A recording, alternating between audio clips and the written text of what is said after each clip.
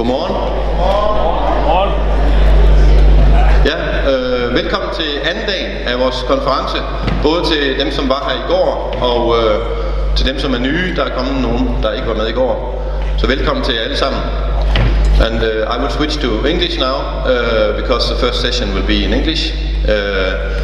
The idea for this session and also the next session, you know, the next session in this room is about the vision, bevæg dig for livet, of fandt and how is it going.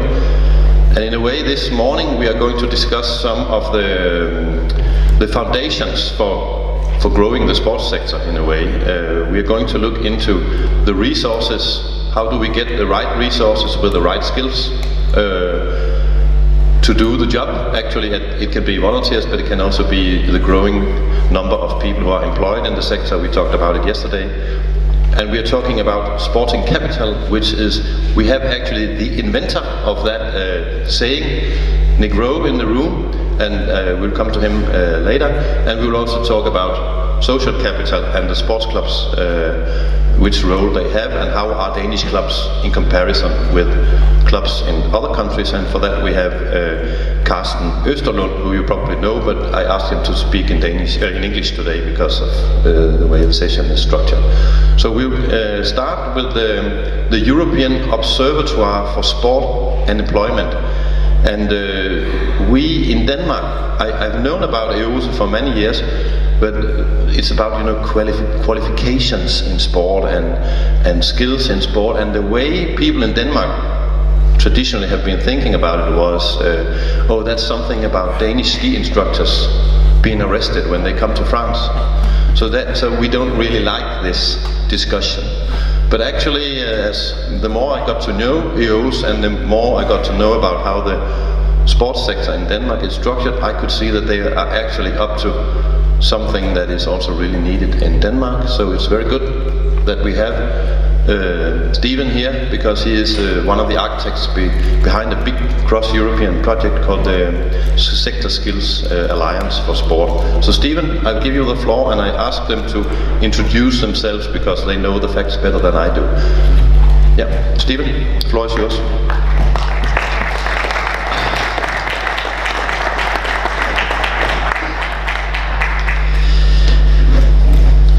Thank you, Henrik. It's interesting you mentioned ski instructors, because when we first started with EOSE, it was the battle to keep the British ski instructors working. And it wasn't, and it was the French government that didn't like what we were saying, with experts from Canada coming over to say that British ski instructors were just as competent as the French. It didn't work. Anyway, thank you very much, and thank you for being brave enough to choose the session in English. First, just to say a few words about EOSE, the European Observatoire for Sport and Employment. We are a not-for-profit association working on a European basis. We were founded in Lyon, in France, and are set up under French law. It's a membership organisation, and the focus is very much on the sports sector, on sport education systems and workforce development. We work very closely with the DG EAC, Education and Culture Commission, and the sport unit in particular, and we sit on as an advisor on the Human Resources Expert Group.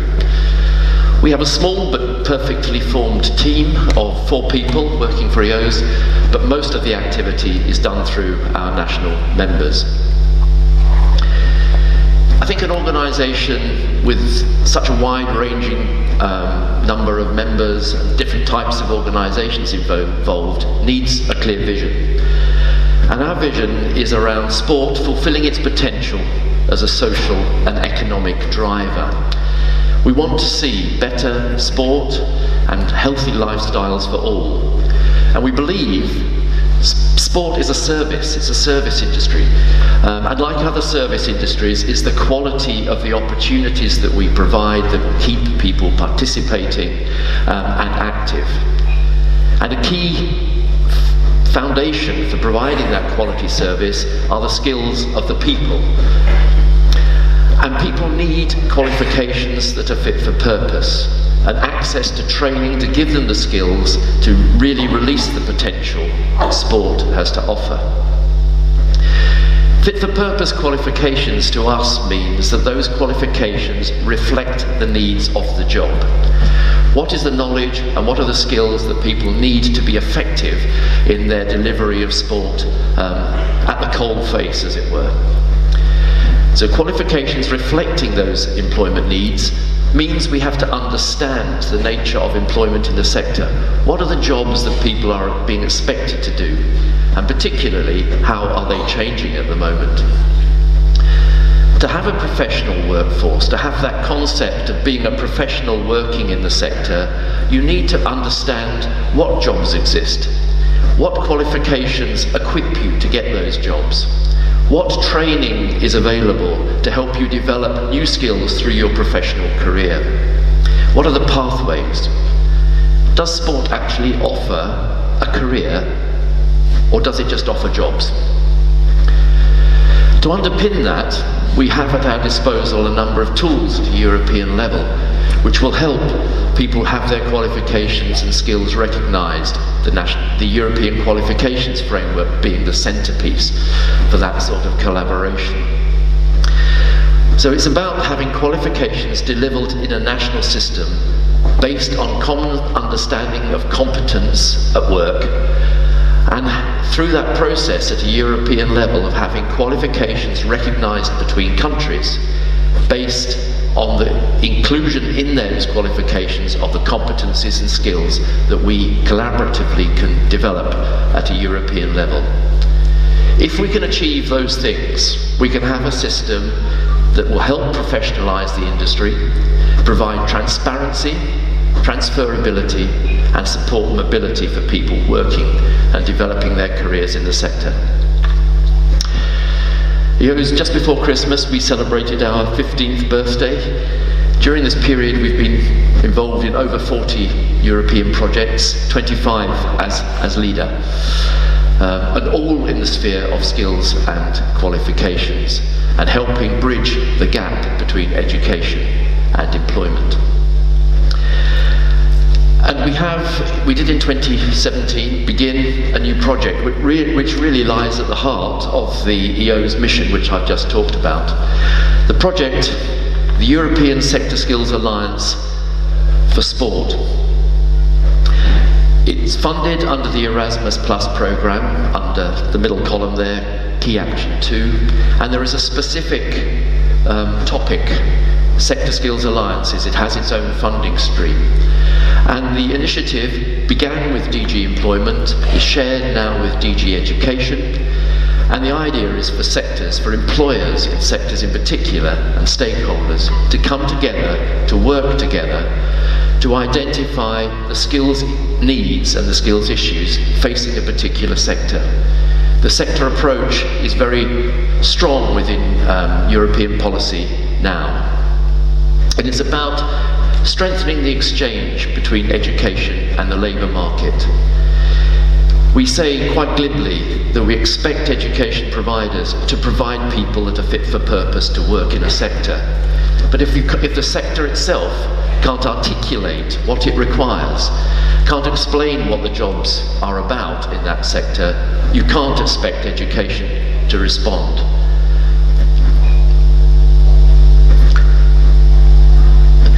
These are the main objectives of the call proposals: to implement research on the labour market, to encourage collaboration between the public and private sector, to identify skill shortages and mismatches, and then to move to a situation where we can fill those gaps. The project is run in 5 stages, and at the moment we are just finishing stage 1, the desk research, and beginning to build 2018 as the year of consultation.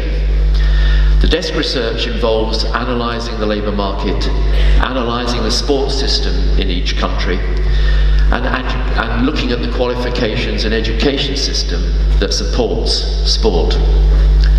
We are moving now to an online development of an online questionnaire And at the end of the presentation, there'll be the opportunity for you to register directly to be involved in that consultation, which we hope will be piloted in June and run fully in September. At the same time, we want national consultation, and I'll come back to that in a moment. At the end of those 3 phases, which should be by January next year, we should have a definition and an understanding of employment in the sector and the skills needs. And through that consultation, to have identified priorities for action at a national and an EU level. So how can we improve the situation in terms of access to skills and training for people who are working in the sports sector? And we hope at stage 6, at the end of the process, which will finish with a major European conference on skills, focused on the outputs of the project, to have a sustainable network of stakeholders who have an interest to collaborate and continue to work together to implement some of the recommendations.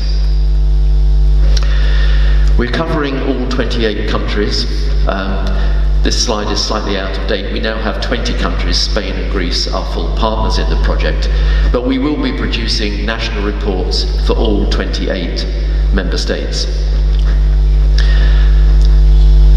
Those national reports are key to analyse and understand and work with stakeholders at a national level to understand the different sports systems in each country is key. This is a bottom-up, we would say in English, a bottom-up approach. It's not something that's coming as a research down from Europe. It's analysing the needs at a grassroots level in each country and building a picture from there to produce the first real employment map of the sector. And a skills profile. What are the skills that people require in key occupations in the sector? And with a hope, as I said, to build a sustainable system for collaboration and working together in the future. The outputs of the project as well will also inform 2 major European platforms.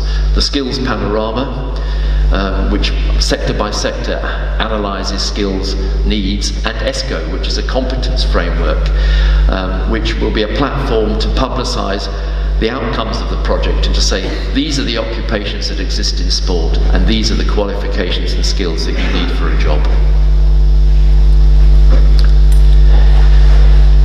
ESSA project sits right at the heart of the mission and vision of EOSE.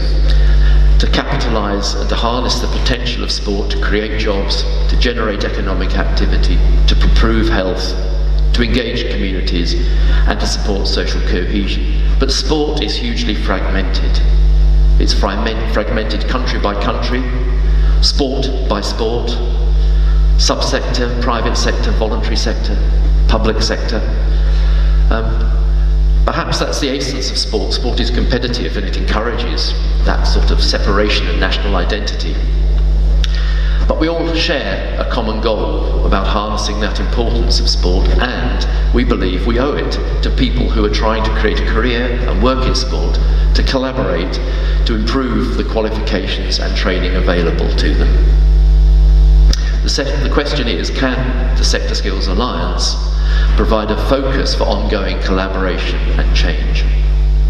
We see it as an opportunity to bring the whole sport and physical activity sector together and to raise the profile and understanding of the sector based on real analysis of the labour market, and to have a debate with stakeholders about what the day-to-day challenges are in organisations that would be improved by new approach to skills and training. It's interesting how at a European level sport is now positioning itself. It isn't something sitting over here as an add-on. It is very much positioned to underpin both education and employment strategies in mainstream policy. It's where the EU is trying to take the position of sport. And with apologies to the IOC, sport used to be quite straightforward, didn't it? It was about competition, it was about winning medals. But perhaps we have some new challenges. Sport is expected now to contribute to the education and development of people, particularly young people. to help people prepare for employment? Can sport be used to improve the employability of particularly young people or excluded people? Sport can generate jobs itself, but it also has a knock-on effect across the economy. It is central to many development strategies to expand the economy in many countries. Clearly, sport and physical activity can contribute to better health and to integration in society. So perhaps 5 new Olympic rings. The first challenge in getting this project accepted, and bearing in mind the Sector Skills Alliance programme was open to all sectors, we had to explain what sport was. People have, if you say sport, people have quite a narrow interpretation in their minds as to what sport means. So the Council of Europe definition, which really enhances the breadth of sport and confirms that, is where we started. But to strengthen that impression, we've added physical activity to the title. We haven't found, talking to other sectors, it's quite sufficient just to say sport, but sport and physical activity at least encourages people to understand a broader context of activity.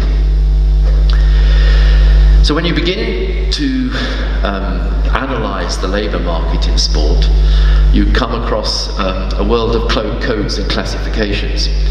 And sport, every organisation, every company, every business, every legally registered organisation is allocated to these international codes. So if you are an organisation whose main focus is sport, the delivery of sport or physical activity, you as an organisation will be coded under one of these headings. And labour market statistics are analysed on this basis. And these codes are the ones that we have chosen as a definition of the sports sector. I'm going to throw out a few statistics in a minute. There is a government health warning that goes with these. We have developed them with Eurostat, the official agency for statistics in the EU. But at the moment they haven't been tested with our national coordinators. I shall be presenting them to IDAN tomorrow when we meet to discuss these things.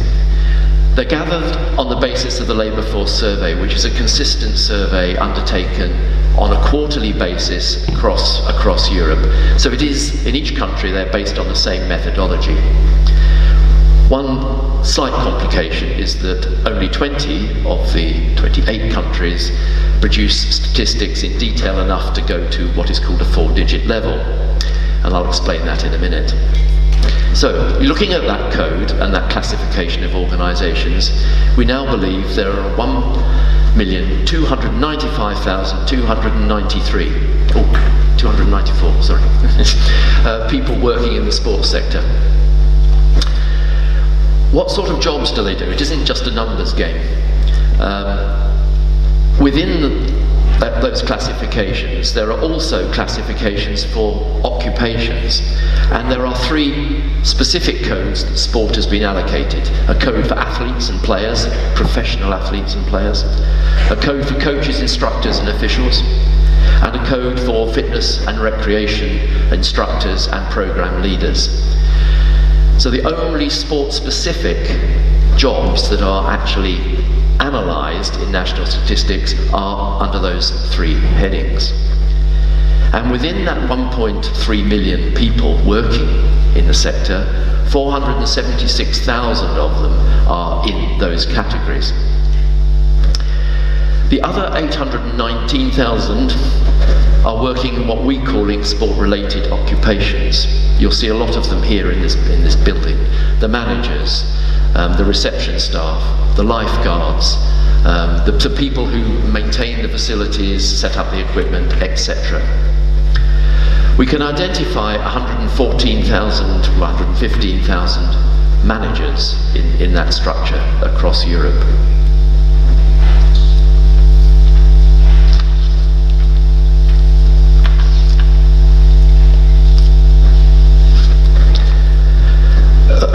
An interesting table. That large blue column on the left is the UK. The orange in the middle there, based at 9, is Denmark in terms of size of employment, the number of jobs that exist in sport organisations. To highlight, 26% of the jobs in Europe in sport are in the UK. That's twice as many as in Germany. That's 30%, Spain 10%, France and Italy very close behind. Denmark 9th, with about 25,000 jobs, paid jobs in the sports sector. 50% therefore of the employment in sport is based in those main top 3 countries. Just as an aside, the EU sport labour market will decrease by 25% when the UK leaves the European Union. 57% of the jobs in sport organisations, are full-time. That means 43% are part-time. In Denmark, 59% of the jobs are part-time. So there is perhaps a contrast there. 84% of the people are employed, 15% or so are self-employed in the sector. Again, in Denmark, 94% of the people are employed. There is a smaller self-employment market. Sorry. There's nothing spectacular about the age ranges of people working in the sector, except to say that in Denmark, the majority of the people working in the sector are under 25, and that is a different characteristic to other countries. 57% of the workforce are male. There is a high percentage of graduates working in the sector, and that reflects the situation in a number of countries where there is regulation applying to certain jobs. If we now extend to look away from sport organisations to look at the sport occupations, the athletes, the coaches, the fitness instructors, I said there are 476,000 of those jobs in sport organisations, but interestingly, there are another 432,000 sport jobs that are in organisations whose main focus is not sport. So if you want to get a picture of where sport employment exists, we have the 1.3 million in sport organisations, but we have a further 430,000 in organisations whose main business focus is outside sport. We are now 1.75 million people in paid employment in the sports sector. If you add those sport occupations together, those in sport organisations and those in other organisations, 908,000 of those people. So which other sectors are important employers of people in sport and who are using sport? Well, there is a special category which I highlighted at the start, sport education. It's about camps where people go to train. It's organisations who are focused on training and developing people in sport. It's the outdoor activity sector is featured in this area where they develop people using sport and activity in the outdoors. It's quite a wide-ranging title, but some organisations have chosen to call themselves sport educators rather than sport providers. And that is a big area. 175,000 sport jobs are in that sector. Of course, a lot of sport is also provided around schools and colleges, and the business is obviously education there, but they use sport instructors and sports coaches. 50,000 there. 45,000 in public sector, municipalities, social care. The hotel sector. A lot of people experience their first sport on holiday. 15,000 sport jobs there. I found agriculture and water quite interesting. 13,000 people in that sector who are sports instructors, coaches, and actually even professional athletes if you're involved in riding, perhaps, equestrian sports. You may well end up in that category. And membership organisations at the end, federations themselves employing coaches. But is that still an underestimate of the sector? Well, possibly. In Italy, our colleagues there who are actually leading on the research for the project at the University of Cassino, they actually had access to the detailed responses, not to the analysis through the National Statistics Office, but to the actual returns. And there is a question on the labour force survey that asks people if they have a second job. And in Italy, you can add 10%, 20,000 jobs in Italy, where people have a second job, which is in sport. So it could be, if that picture is not uncommon, that we have, and we haven't been able to analyse it through Eurostat, they haven't been able to give us an answer to that question, but there could be as much as 10% more jobs than we've talked about. There is a slight difference in the characteristics of the sport occupations and the overall employment in sports organisations. Self-employment is much higher overall when you add in those other sectors.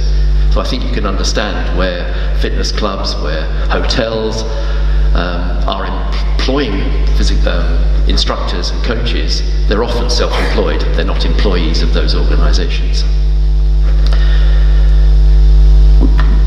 Just as an aside, we have 53,000 professional athletes in the sector, 350,000 coaches and officials, and 249,000 fitness instructors.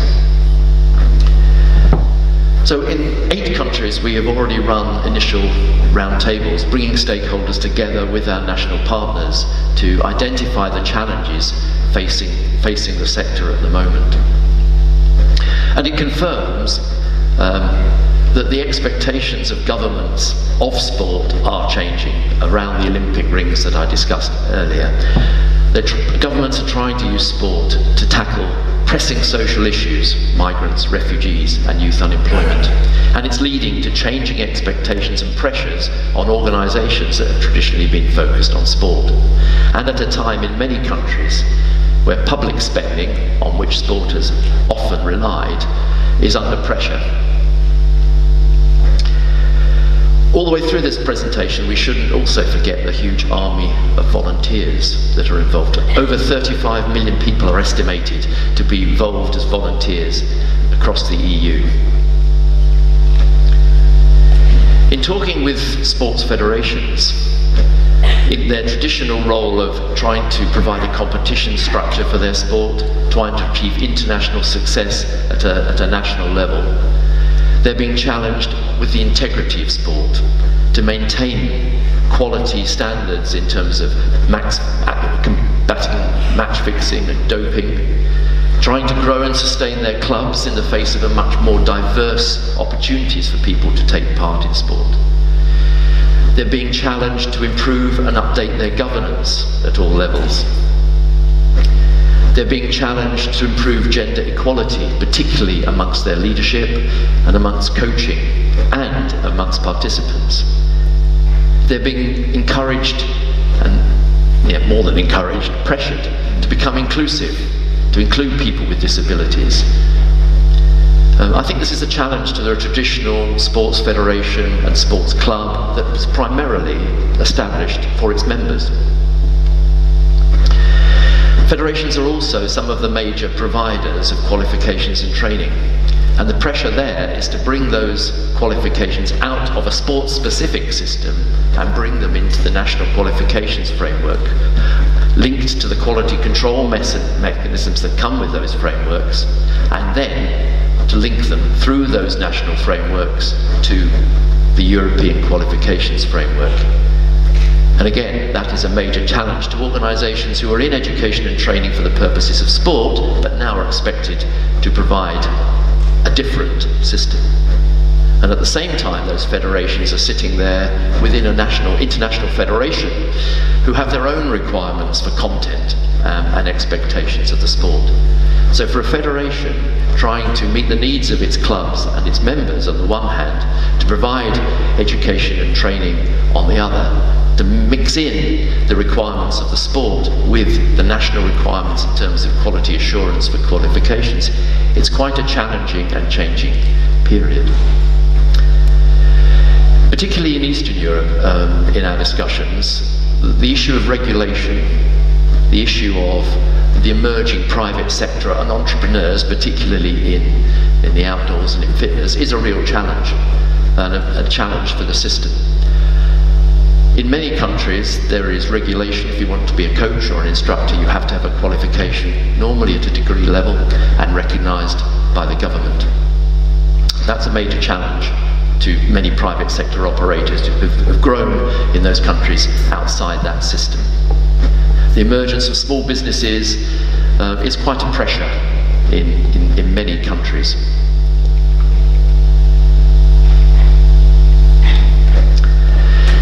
It's also clear that professional development as a concept and vocational training is very underdeveloped in many of our member countries.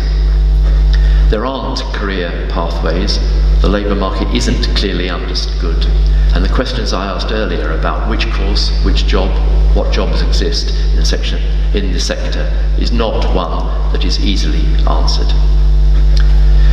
So, through our desk research, through our initial activity, we now move to the national consultation and European-wide consultation. We will be asking people, employers, organisations operating in sport, what are your issues around recruiting the right people? What are your issues around having people with the right skills to meet some of the new challenges that your organisation is facing? The consultation is about to begin. Please, on the website at the bottom, you can register directly your interest if you wish to see an invitation to be involved in the consultation, but I'll be hoping that EDAN will be contacting people directly in the sector to engage them both in the online consultation and then in discussion face-to-face about the results through their stakeholder groups. We think the issues are important for the future of sport. We think it's an opportunity for some collaboration and some joint problem solving, and we look forward to your involvement in the project as we move forward. Thank you.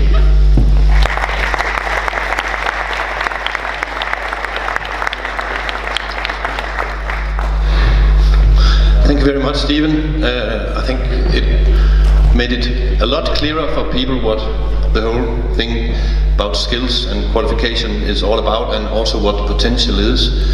We have been a little bit delayed this spring with our tasks in this project, but as you could hear from Stephen, we will have a survey coming up for employers in sport, and of course they have to be identified so we can contact them, and there will be a so-called round table where we'll be talking about the issues on a national level that we were discussing here today, and also actually partly as part of this project, but also as part of a general attempt to improve statistics on sport. In Denmark Statistik, there will be better statistics coming up on the labor market and also other areas of sport, and that is an ongoing project at the moment with Denmark Statistik and all the stakeholders in sport. So we are moving in the direction that Stephen has described. And now the next speaker will be Nick Rowe.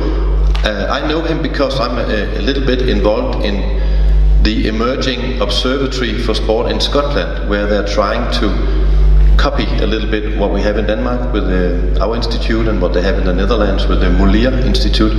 The founder is sitting right there, Charlie Rayburn. Go and have a chat with him in the coffee break. And we found out that Nick was available to do a study on sports participation in Scotland, and we thought he might be a little bit qualified for it because he's maybe the architect behind the biggest sports participation ongoing survey which they have had in England for many years, where you have been with Sport England, and from that you emerged into your theory about sporting capital. Are we actually doing the right things if we want sports participation to grow, or are we missing some points when we make our interventions? And that is your book. You brought it. It's hilariously expensive, but after this presentation I know you will all want to buy it and have it signed by Nick, and I think maybe it would be a good idea for some people in the Danish sports sector actually to get into this theory. So Nick, I look very much forward to your presentation. Thank you. Thank you, Henrik. Thank you for that build-up.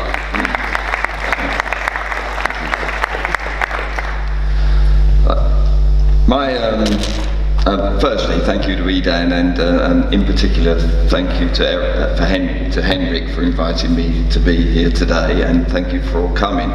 Thank you for bearing with me speaking in English, my version of English, which is from the east side of London. But I'm sure you'd rather bear with me speaking in English than trying to speak in Danish, which would be somewhat problematic. My challenge today really is to try and sell an idea to you. If in the process of selling that idea I sell some books, that's well and good, but it is rather expensive, as Henrik said. But the idea is encapsulated in two kind of simple words: sporting capital. But it's an idea that I think has the potential to make a transformational change in sports policy and practice, and in turn a transformational change in what goes on in community sport. Not just in the UK, but I think it could be applied in any country. It's a universal idea. There's a picture of the book. It looks rather small, but some good things come in small quantities. The ideas around the book, and I'll give you a little bit of an opportunity for me to give you a bit of my personal background, really. It's partly, the book partly, of course, came out of my own personal experience. And for me, and I'm sure it's the same for many, if not all of you here, sport was always featured, this is in the preface to the book, sport was always featured not just as an important part of my life, but as something that has defined and shaped it. It has been integral to my sense of who I am and what I do, and it's given me an unending well of enjoyment from both the pleasure of playing and from the camaraderie of time spent with people who share that pleasure with me. So that's kind of the essence of what sport's meant to me from a personal perspective. But the big question that increasingly concerned me, and of course it's been informed by my own professional experience, which involved 28 years of working at Sport England as head of research and strategy there, and these are simple questions, but then there aren't simple answers. What distinguishes people like me, who find it difficult to stop taking part in sport, from those who it is almost impossible to make participate? And for far too many, sport is something they find threatening, difficult, intimidating, and unrewarding. And then the realisation, and this I suppose came to me over many years, but particularly over the last 3 or 4 years while I was at Sport England, and then in my time post-Sport England, where I left Sport England in 2012. Sport is a central part of my life, and something that's given me so much enjoyment only because I have the capacities to enjoy it and get the most from it. Those capacities are not simple or easy to define, but they may be summarised into 3 C's of competence, confidence, and connections. It was the realisation, informed by a combination of personal and professional experience, that the motivation to take part in sport is driven by a kind of invisible capital that people carry around with them that started to open my eyes to the power of this idea. Okay, so that sounds a bit woolly, I know. Let's get into some, perhaps a bit more focused. So, 25 plus years of working at Sport England, the national sports agency for promoting community sport in England. Heading up research, devised numerous strategies. I think over that 25 years we had 5 or 6 different national strategies. Spent a lot of money, over £3 billion of lottery money since 1995, even more money spent by local government.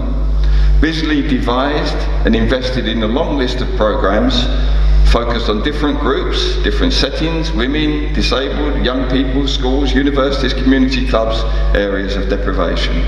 And I'm sure these sorts of things resonate with you here in Denmark.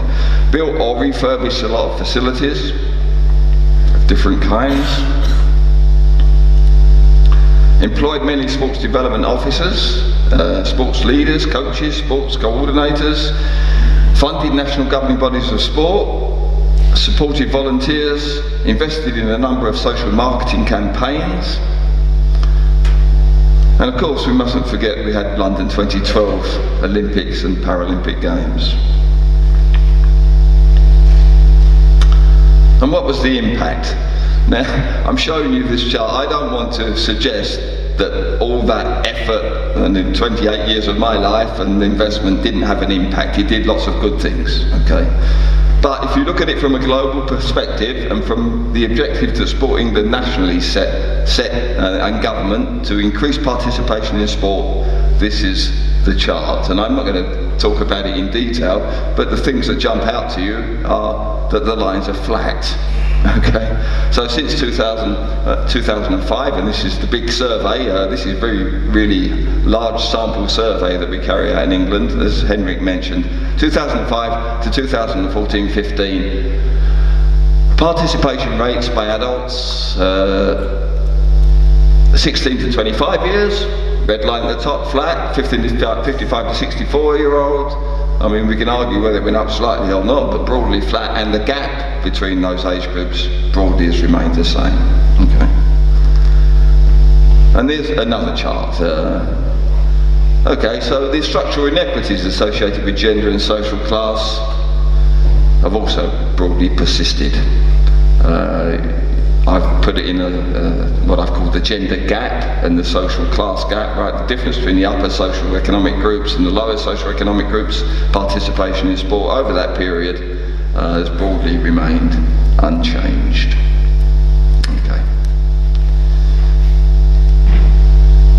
But this isn't just a UK challenge.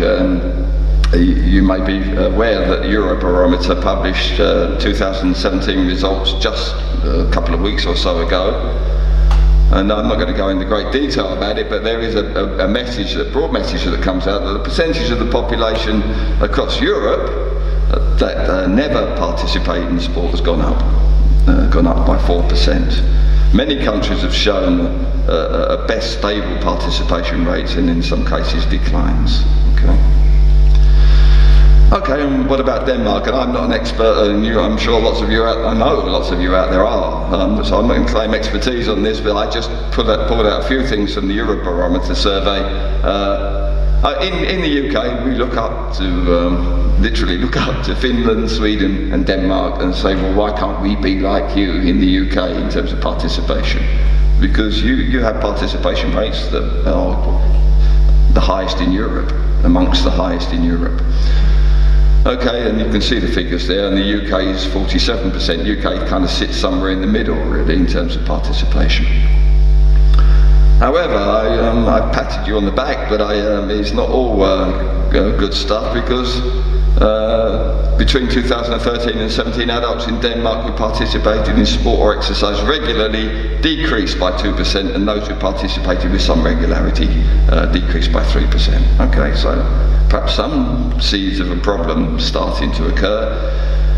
And there is a kind of a contradictory finding, and I don't know whether you're aware of this, but Denmark is not only in the highest top 3 for the participation rates in sports, in the top 3 for the percentage of people who spend 8 hours 30 minutes on average a day sitting down, just like you are now. Okay, I don't know, but that includes, of course, jobs, people sitting down to do their jobs. Okay, what are the big questions public policy for sport struggle to answer? I'm going to try and get a mood here. 3 whys and a how.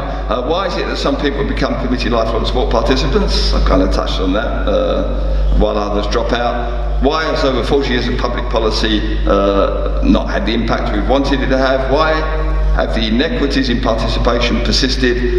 And crucially, how can we intervene to make a difference? Okay. That's the problem. My response is the part of the problem in our response in sports development is what I've called a theoretical void. Public policy has been characterised by shopping list approach to programmes.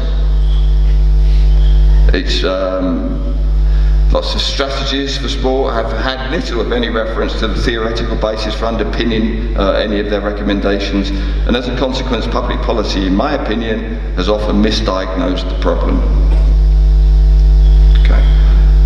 Biggest failure has been not to really understand that sports is really about behaviour change.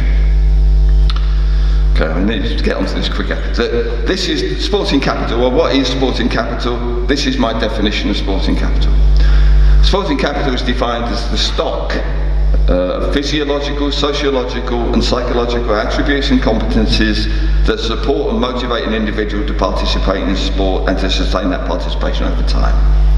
Okay, so the key words there: stock, physiological, sociological, psychological motivation and sustain.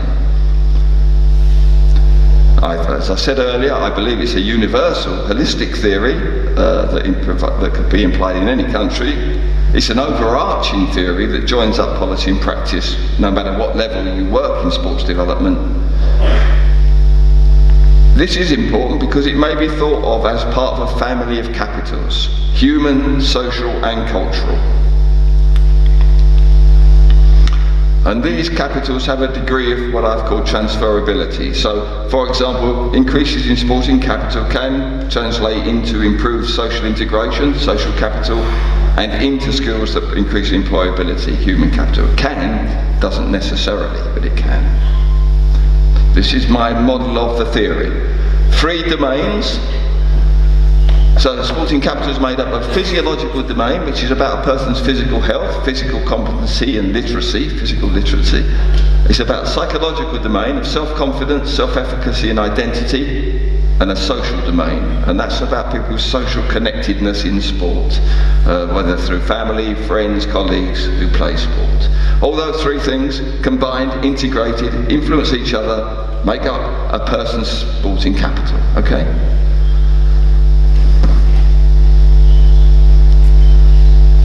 So what are the important characteristics of sporting capital? Well, it's malleable, and by that I mean it's a fluid concept. People build sporting capital, their own sporting capital.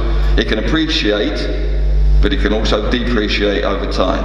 It's one of these things, if you don't do it, it can gradually decrease, okay?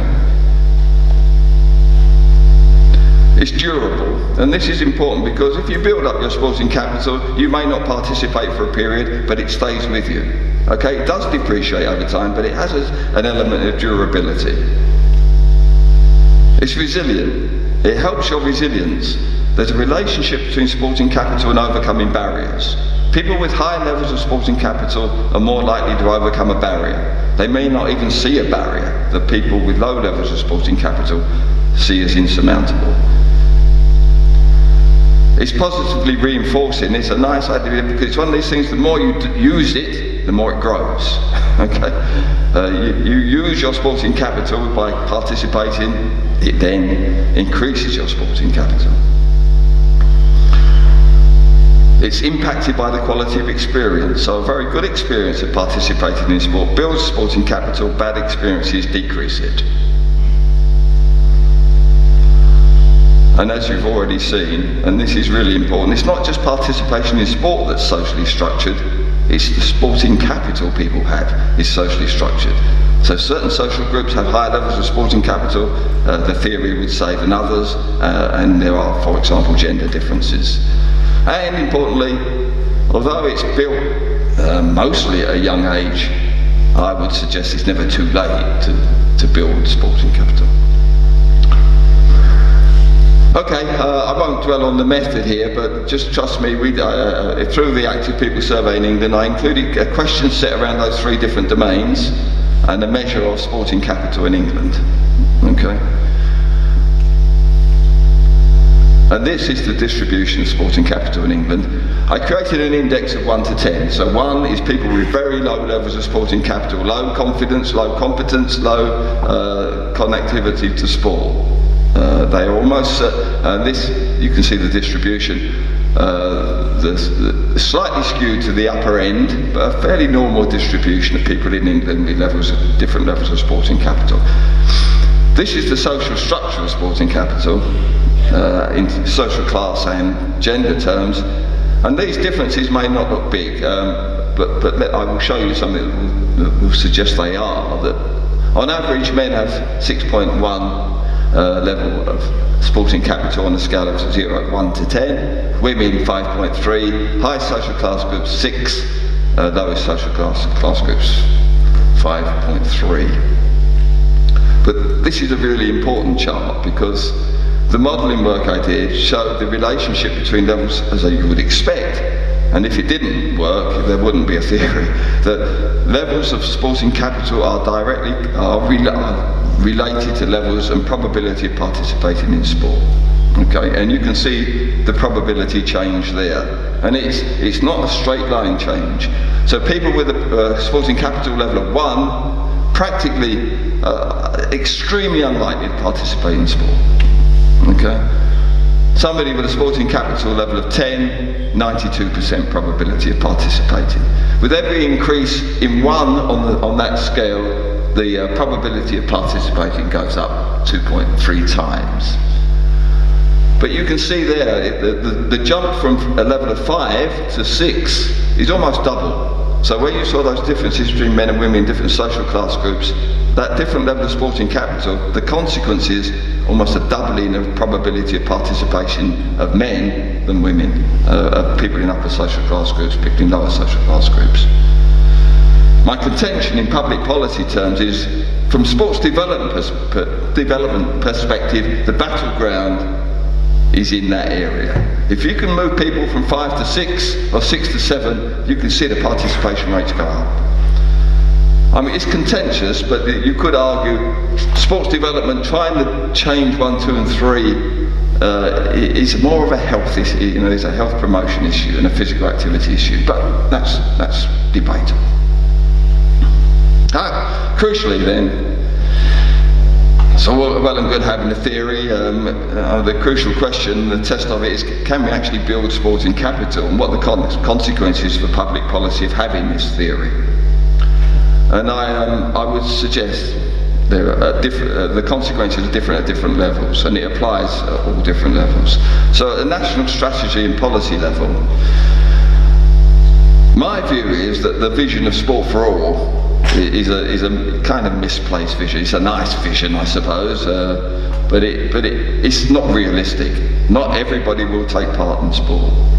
Okay, but the concept of the idea of sporting capital for all, I think, is reasonable. And what you're doing what we would be doing effectively, if you build people's sporting capital, you are giving them the capability of choice. You're empowering them. If they choose not to take part in sport, then that's their choice. They may do other things in life. If they haven't got sporting capital, that choice has got narrowed, okay? Because why would you take part in sport when it's intimidating? You're not confident about it, you find it difficult to socially to go along to a club, and your physical competence, you don't feel you're very good at it. Sorry, I should have said it. I mean, so the national strategy, sporting capital for all, prioritising sporting capital development in the early years is an obvious implication. Implications for pedagogy, and in my book I talk about the whole issue of intrinsic and extrinsic motivation within a pedagogical framework, and linking to what Stephen's talked to you about earlier, the training of the workforce. My view is that everybody working in sport should be trying to build sporting capital. It's as simple as that, really. To do that, we need to understand what sporting capital is, and need to understand what it's like not to have it. So in designing interventions, I mean, there's a lot more detail in the book, of course, but the whole idea that you design interventions, or you target interventions based on people's level of sporting capital. Okay, and then in designing those interventions, you design them in different ways, dependent on the target market you've reached. So what will appeal and work to people with low levels of sporting capital does not work with people with high levels of sporting capital, and vice versa. So, for example, you match and tailor the approach to meet the needs of the individual. You can actually identify this, is the issue predominantly, and it's often a psychological one. It's about self-efficacy, confidence, and identity. that tends to dominate the people with low levels of sporting capital, issues around that. But you can kind of tailor the approach. You need to get the right balance between barrier reduction and building sporting capital.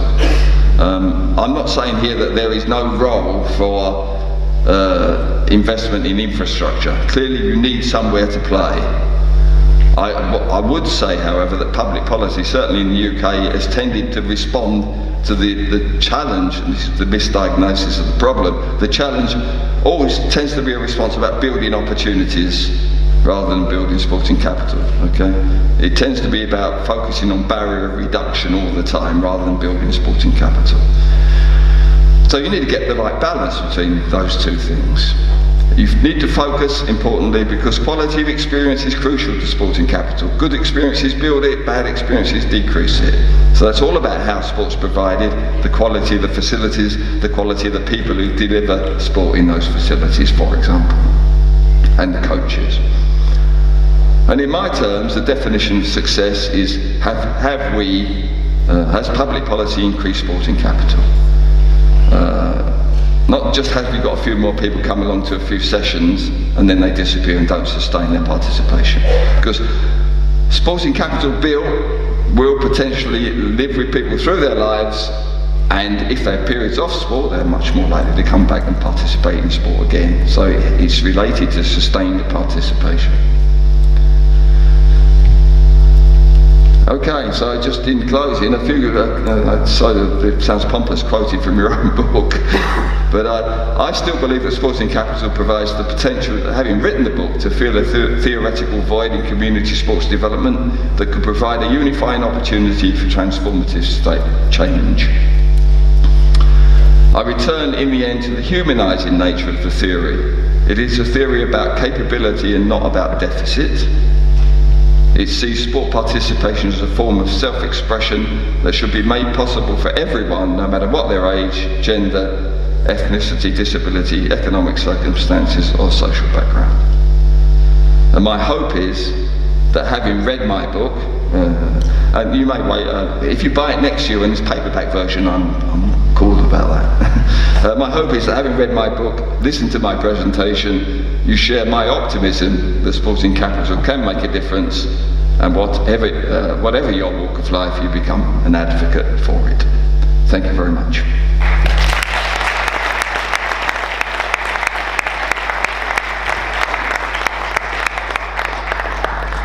Thank you very much, Nick. I think most people will agree that there's something here we need to look into and see if we are doing our interventions always in the best possible way. Of course, this was an introduction, but I hope it gave appetite for more. And we move on to the last speaker, and we will move into the sports clubs that are very much a part of our culture, and we are also doing a lot to change the sports clubs. We are proud of the participation in the sports clubs, but I asked Karsten if that also comes at a price to some extent, and he's going to give his take on that question now. Okay, thank you very much, Henrik. Thank you for letting me be here. Like the previous speakers, I would like to apologize because I also speak with an accent from Odense, so I hope you still understand my English anyway. Well, turning to my presentation is about sports clubs, so we narrow from a broader focus on sports participation to focus only on sports clubs. And I do this departing from an international study we did in Denmark as the lead with 9 other countries, examining differences, similarities between sports clubs in the various European countries. And one of the main focus points was social integration, and I will provide you with some of the results here in this presentation. So, I start out by giving you the key points of my presentation, then you can later on tell me whether or not I have justified these key points in my presentation. The first one, that Danish sports clubs are relatively successful in integrating a high number of sports active. That's why it's marked in green. Now we are at the positive results, so to speak. Danish sports clubs successfully integrate a relatively high proportion of girls, women, so the gender gap that was talked about is smaller in Denmark, and we integrate a high proportion of elderly in our sports clubs compared to the other European countries. Relatively to the other European countries, we're less successful in integrating migrants, people with migration background, and people with disabilities. And also, like Henrik talked about, maybe there is a price for a high number of participants in sports clubs. We see in our study that Danish members are less engaged in the social and democratic aspects of sports club participation. So these are my 4 main points. Now let me try and, well, first Henrik said don't too much method, not too much method in the presentation, so I have 1 slide just showing to you who are the partners in our project that just finished by the end of last year. So we have Norway in north, we have England also included, west, we have Valencia, Spain in south, and we have also Hungary and Poland in the eastern part of Europe. They don't like to be called Eastern European countries, so we'll call them former Eastern European countries. And then we have Switzerland, Germany, the Netherlands, and Belgium included in our group. So a good variation in Europe. And we collected, at a societal macro level, we collected policy descriptions, comparing the countries, and description of the societal context in each country in which sports clubs exist. We collected survey data from sports clubs, 35,000 sports clubs total replied to our survey, and 13,000 members and volunteers at the micro level also replied to a survey. And methodologically, you can read our reports. There is a lot, of course, discussion about how representative are these clubs, and you can find more about this in our reports. Now I turn to the first aspect, showing you that Danish sports clubs have a lot of active members compared to the other countries.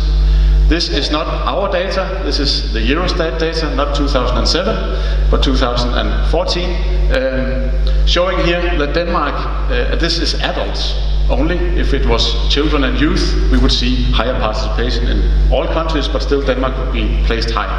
But here is adults, where we see big differences. Netherlands, Switzerland, Denmark, Germany score highest in sports club participation among adults, whereas we see England somewhere in the middle again here, and we see Hungary and Poland with the lowest sports club participation. So here are some very big differences. That was the first aspect. So we're good at integrating a lot of active people in our sports clubs in Denmark relatively to the other countries. So how does it look in terms of what I have called target groups here? So special population groups that are underrepresented traditionally in many sports clubs. I will try to give you some evidence about this, how this looks across the various countries. This graph gives you the percentage of members in sports clubs that are girls or women. So it illustrates first that we have a gender gap in that no country reaches the 50%, but it also shows that Denmark is among the countries that have the highest proportion of girls and women in our sports clubs, 39%. Norway is a bit higher. And then Spain, Poland, Hungary have the lowest percentage of girls or women active in their sports clubs. Elderly is something we found very specific for Danish sports clubs. We have a high amount of elderly active in our sports clubs compared to all of the other countries. Denmark is placed at the bottom here, but this is good in this context because it's ranked according to the percentage of sports clubs here that has no elderly in their membership. And here elderly is 65 plus. And here you can see in Poland, Spain, Hungary, the majority or close to the majority of the clubs have no elderly, whereas in Denmark it's only around 1 in 5 clubs who has no elderly in their membership. And another thing that's interesting is that in Denmark, if you look over here, this is more than 75%, or at least half of the members, these two colors here. We see Denmark score the highest here, so we have a higher proportion of clubs that are elderly sports clubs. That is a concept we don't see, as you can see out here, in the other countries to the same extent.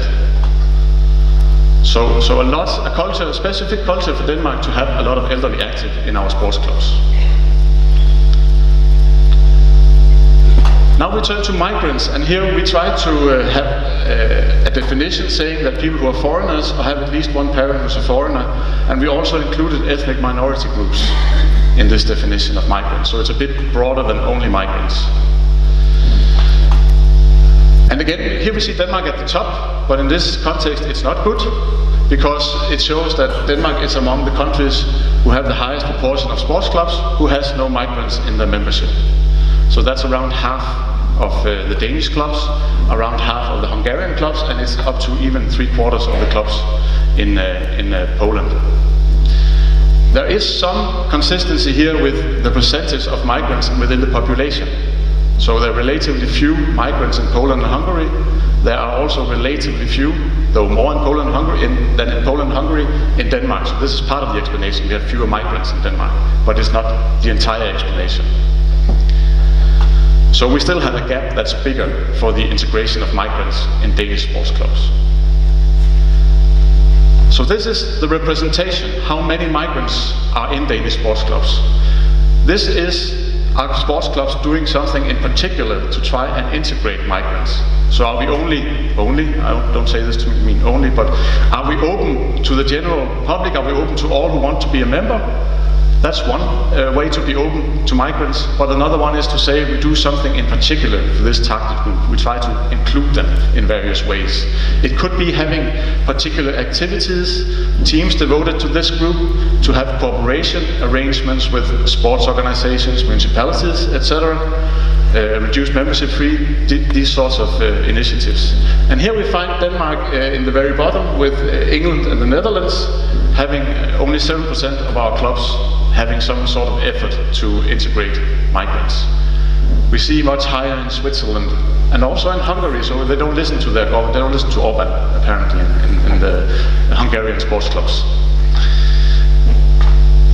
I don't know if they'll be banned now that he won, we'll see. Disabled is another target group that is underrepresented in sports and in sports clubs particularly. Again, we have Denmark at the top, and again this means we have a relatively high proportion of our sports clubs that have no migrants, have no people with disabilities, in their membership. 58% of the Danish clubs do not have this. We see England only 26%, Germany 29%, and conversely in Switzerland it's up to 3/4 who do not have any people with disabilities in their membership. And unlike other, we don't see large differences here in terms of having special clubs that are mainly or exclusively for people with disabilities. So this doesn't compensate for this finding in a Danish context, that we have a small amount of sports clubs that have activities only for this group. It corresponds quite well to the other countries in the other end here. So again, we find a bigger gap here in Denmark than in the majority of the other countries. And then we can also see again the same thing as I presented to you for migrants. So do clubs also have some sort of specific initiative, targeted initiative for this group? And here we find again Denmark at the very bottom with 8% of our clubs having targeted initiatives for people with disabilities. Hungary, Spain, Poland, much higher, but also Norway, 19%, much higher than the Danish clubs. So there are also relatively few clubs who are doing something in particular for this group in a Danish context. So, now for the final aspect, which was the democratic and social engagement. So do our high participation rates in sports clubs come at a price? I already told you the answer, so now I'll show you some graphs, but there are a lot more, of course, to substantiate my point, but this is just a few selected ones. Looking into one aspect of democracy is the General Assembly in clubs. And here we find Denmark at the very bottom with 22% who participated in the last General Assembly, a figure that is up to even 64% in Spain. And here we discussed with our Spanish colleague, and he says, this is a real finding. It's because we are a young democracy, so people are eager to come to our General Assembly. So perhaps we find part of the explanation here. But we do find that the participation varies a lot in the General Assembly. Another aspect is more broadly just to ask if people have tried to influence decision making in their club. So here we don't speak only about the General Assembly. It could be a lot of informal ways also of influencing decision making. And here clubs are sorted, countries are sorted in the order of the percentage of clubs that have had members, or the percentage of members that have participated within the last months. This is members, of course, not clubs. So just to have that. So here in Denmark, we are ranked towards the bottom with Hungary and Switzerland, while again we find the highest participation in Spain. And what is most interesting, I think, is this one out here, the ones who never participate in the decision making in the club. There are a lot, up to just around half of the Danish members who never try to influence decision making in their club. There can be a lot of good reasons and explanations. Everything is working smoothly, we don't need to, and etc., etc., etc. But still, we find a democratic aspect to be one that is important for justifying the public funds for sports clubs. So it's also an aspect I think is interesting to look at, the participation here. Another aspect is social participation, and here the first graph here presents to you the percentage of members that have participated in social gatherings. So it's gatherings that are arranged by the club. It's not informal, but the more formal social gatherings in the club. Again, we find Denmark with Norway here at the bottom, with relatively few members who participate often in these sort of gatherings.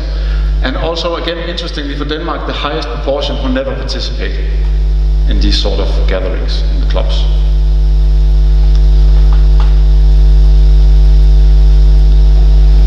Now for the informal part, I called it third half here, but we didn't call it third half in the questionnaire. We asked them if they stay behind after matches and training to socialize with the other members, and how often they try to do so. Generally, we do find a lot of members in sports clubs who participate often. So there is a rich social life in European sports clubs. But if we are to compare here again, I think the most interesting finding again is this one, that relative to the other countries, we have the highest proportion of members who are not at all social with the other members in connection to their sports participation. So they are customers. They come and do their activity in the club, and then they leave again. So relatively, we have many of these kinds of members in Danish sports clubs. But we also have a lot of social members, just to make sure. So these were my 4 main points from the beginning. I will not put them on again. But now I will speak about the lessons that perhaps is to be learned from this comparison with other countries. And one of them is that, at least in a Danish context, but I think also in a European context, there is a significant potential in focusing on these various target groups I presented to you that are underrepresented in sport. One solution could be, as it was said over here, a sports club is often formed for a specific interest. A group of people who like to play football, they form a sports club. So a lot of them will need some sort of incentive to focus on one or more target groups. So whether this is funding or whether this is some other form of incentive can be discussed, but in many cases this will be one way to increase this potential in clubs.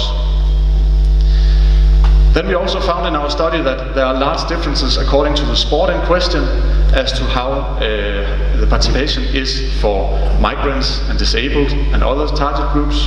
For instance, not surprisingly, in football, in combat sports, in boxing, we find many migrants.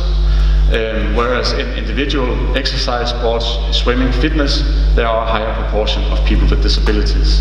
So there are activities that seem to be easier accessible to these target groups. So that might provide a starting point, even though there are also good stories that people with brain damage play football. So it can happen in other sports, but there is maybe, this could provide a starting point, this knowledge.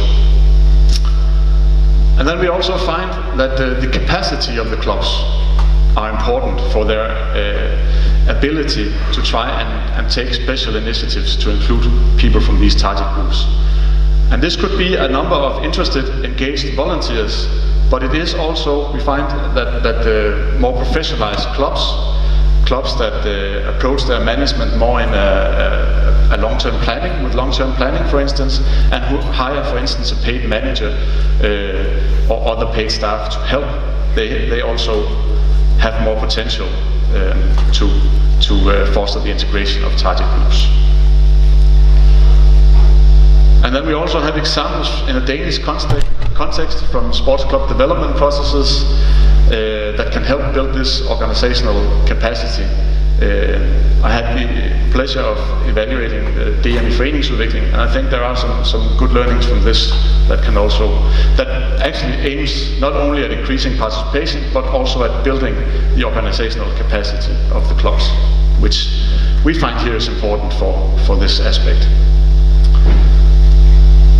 And then the other aspect is the more flexible options and exercise offers that are more apparent in Danish sports clubs. So more Danish sports clubs compared to the other countries have fitness activities, for instance, recreational gymnastics, etc., etc. These sort of activities.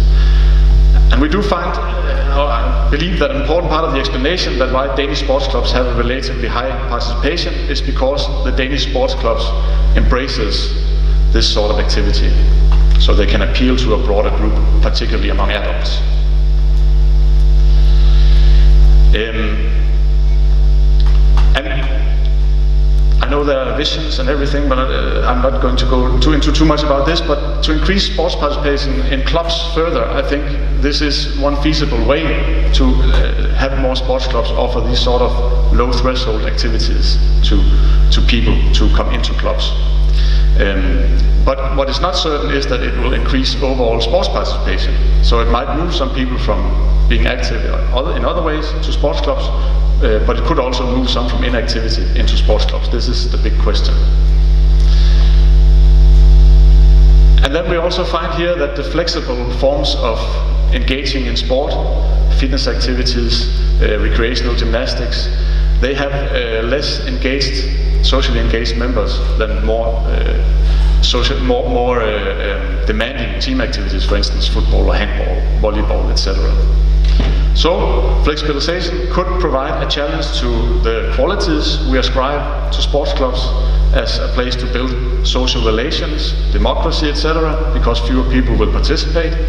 It could also be a threat to the existence of some clubs if people are not willing to volunteer from this group. So this could be the backflip of this coin.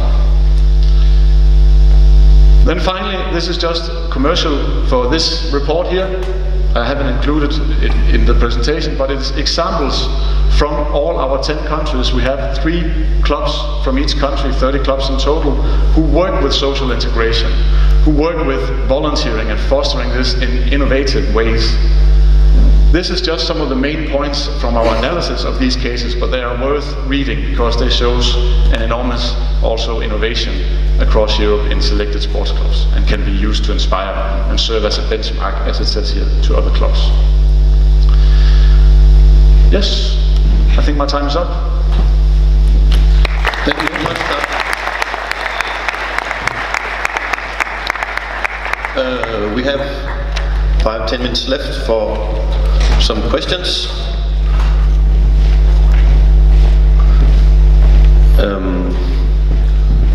interesting presentation. I think I could see from some of the clubs I know that they don't tick all the boxes from your survey, but they still do well. We have some questions, and I'd like to ask just one question to clarify something from your presentation, Nick.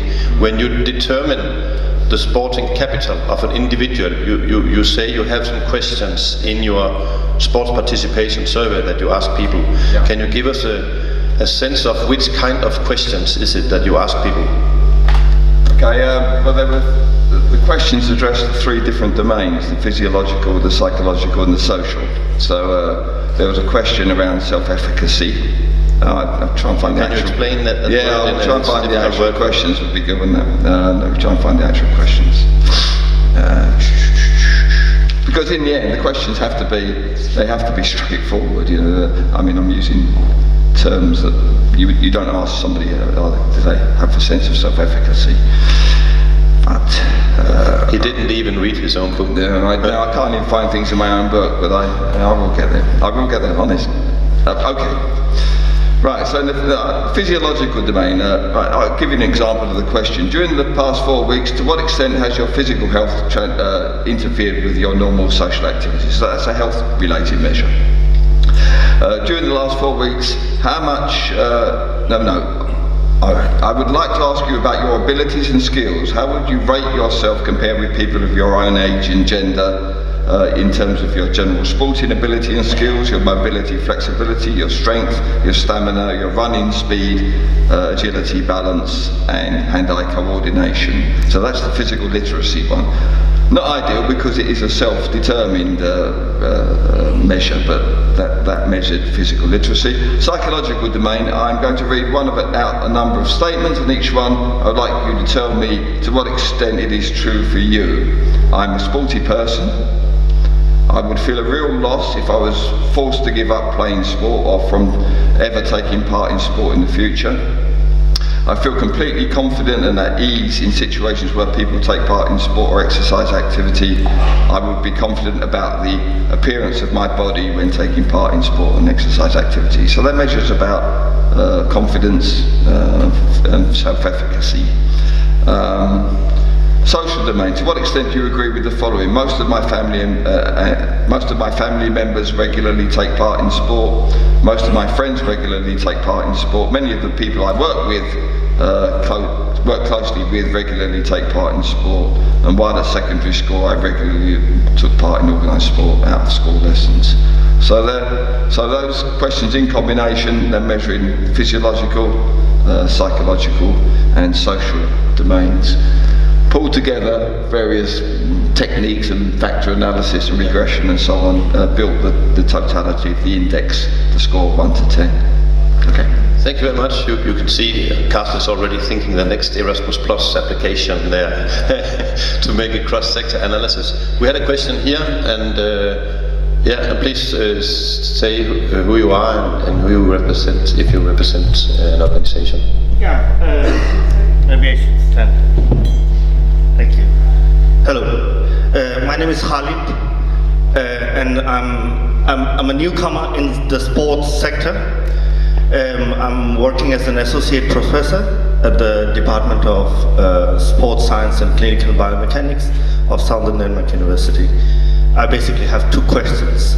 One is a statistical, which is general question for both Nick and Karsten, and the second one would be more about the theory.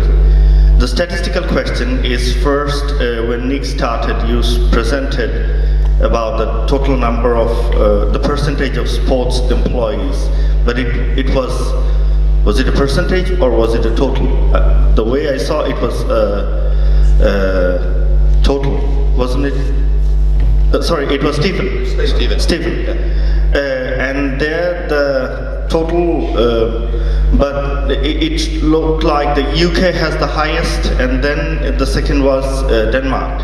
What I'm trying to refer to is when we talk about sports employees, my assumption is that Denmark would possibly be highest, considering UK's national population and Danish national population.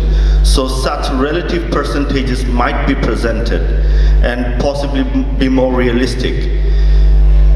And in the same way, when Karsten presented, you presented national percentage of target groups. But the moment I talk about national percentage of target group, I will take the national population and make a ratio calculation of the target group. If they are disabled in UK, total disabled population in the UK and the national population of UK. Total women in the UK and the national population of UK. Similarly in Denmark. But those statistics were not presented as such. Yeah. So I think those would be, misleading or not giving the good statistics of Denmark's, I think we got the methodological question, but Stephen, can you give on the statistics on the labor market, and Karsten briefly also, you got the you know what I want to say, question. So we start with you. In terms of employment, yes, you're right. A next step, the first step is to verify the figures that we have discussed with Eurostat to get a Danish view on whether those are consistent with the figures available within Denmark. So we have to do that matching first, but a next step will be to relate it to the working population. For me, the percentage in our is not exact percentages, so we ask a chairman to estimate the percentage of these groups in their clubs. So it's not an absolute number. We can compare with, so we can't divide these two numbers because they are asked to indicate from 0%, 1 to 10%, etc., etc. So we can't divide them by, for instance, Eurostat figures on the representation of migrants in each country or people with disabilities in each country. Yeah, thank you. Because time is running out, so we'll only take the last question now from Bjarne Ibsen. Thanks. Thank you so much. You have to say who you are, in case somebody doesn't know you. My name is Bjarne Ibsen from the University of Southern Denmark. Thank you so much, Nick Rowe, for the interesting presentation and for the presentation of the concept sporting capital. I think it's one side of the coin because this is about the individual background, capabilities, social background, etc. But what about the surroundings, the access to sport facilities, the access to green areas and so on, which also for a lot of studies has shown is relevant and important. And then one comments, I think it's very interesting that the correlation you show, but doesn't that show that the reason that we find that Denmark, Finland, Norway and Sweden is in the top of physical activity level, that's because it's a more equal society. A lot of studies have shown that this is the most important reason for inequalities in sporting participation. This is that it's more equal societies in these countries and compared with other countries. In response to the first point you made, I certainly acknowledge and recognise the importance of the infrastructure, the environment. All I'm saying is that I think in public policy that's tended to be overemphasised compared with a focus on the empowerment and building the sporting capital of a person. But obviously, as I said, the quality of experience, there's a kind of relationship that goes on here. So you have sporting capital, you participate wherever you go and with whoever you participate, and if that's positive, it builds your sporting capital. So those two things are closely related. And but I suppose what I'm saying is that if you just focus on providing opportunity without a recognition about the nature of sporting capital, you may do it. You're not necessarily going to solve the problem. For example, if somebody with very low sporting capital has a brand new swimming pool built right next to where they live, they will still not participate in swimming. Okay. On the other point, what was the other point? Sorry, the second point was the equality. Oh, the equality. Yes, absolutely. I mean, the sporting capital in my model is built within a social-cultural context, and you are socialised. The very early socialisation process impact significantly on sporting capital levels. So I would expect in Denmark to see sporting capital overall higher than in England, but I would certainly expect to see sporting capital levels amongst women much higher than you see in England. Because, and as you say, that whole kind of equality and socialisation process impacts on, in many areas of life, and not unsurprisingly impacts on sport. Yeah. Okay, so, but it's from a public policy point of view, sport development can influence certain things, but it can't, other things it can't. It can't change levels of inequality in society. It has to try and focus on dealing with the consequences of that inequality to try and get people to participate, I think. Okay. Yes, so I think to conclude briefly from this session is that we need consideration about how we make our interventions and also the consequences they will have, and we also need to match it with the right skills among the people who are to deliver the service. And if you want to discuss further with Stephen and Nick, they will be around here also during the lunch, so you go and get go and grab them if you want to discuss further, because we have to make room for the next session, which is about the big vision, how to grow sports participation in Denmark. But before you leave, I have a very brief announcement in Danish. Det er sådan, at nu er der nogen, der er nye, som ikke har været der i går. Vi fortsætter her 10:45 med Du store vision, hvordan har du det? Så har vi en workshop om fremtidens idrætsfaciliteter i sal 5. Det er nede i det hjørne dernede. Og i sal 4, det er nede i det hjørne. Der har vi så noget om mursten til elitidrætten, kan man sige. Samspil med professionelle sportsklubber og kommunerne. Og så har jeg lige en programændring. Vi havde den egentlig også i går. Klokken 13:15 efter frokosten. En af sporene, vi har, handler om kommunal idrætspolitik. Og der har vi altså haft lidt problemer med de her kommunerepræsentanter, der falder fra hen ad en kant. Så vi har Henrik fra Holstebro Kommune. Han er sikker, han skulle gerne være her. Så fik vi afbud fra Københavns Kommune og fra Gentofte Kommune. Så i stedet for fik vi Thomas Bak ind, som jo er, en ting er, han er næstformand i DIF, men han er også den nye idrætschef i Københavns Kommune. Og han kommer og tager pladsen og fortæller lidt om, hvad det er, han skal lave i Københavns Kommune. Og så havde vi faktisk fået en aftale med en repræsentant for Bevægelsen for Livet omkring visionskommuner. Han var klar, men nu er han så blevet syg i nat, så han er så faldet fra igen. Så den har ikke været nem, men det bliver en god session alligevel, så kig ind. Men det bliver i hvert fald en spontan session.